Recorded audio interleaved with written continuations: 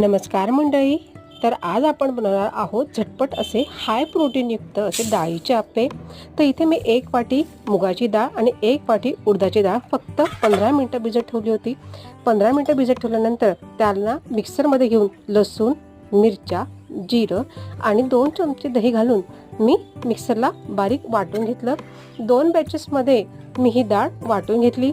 त्यानंतर तुम्ही इथे बघू शकता की आपण इथे जे वाटण आहे ते तयार झालं आहे. त्यानंतर इथे थोडी हळद आणि चिमूटभर सोडा टाकून थोडं पाणी घालून बॅटर हे सेलसर करून घेतलेलं आहे. त्यानंतर आप्पे पात्राला तेल लावून छानपैकी यामध्ये आप्पे हे टाकून घ्यायचे आहेत आणि सोनेरी रंग येईपर्यंत आपल्याला हे खरपूस भाजून घ्यायचे आहे. सकाळच्या धावपळीमध्ये होणारा हा सगळ्यात इझी असा ब्रेकफास्ट म्हटला जाईल. तर रेसिपी आवडली असेल तर नक्कीच लाईक करा, शेअर करा, कमेंट्स करा आणि हो जाता तर चॅनलला सबस्क्राईबही करा. धन्यवाद.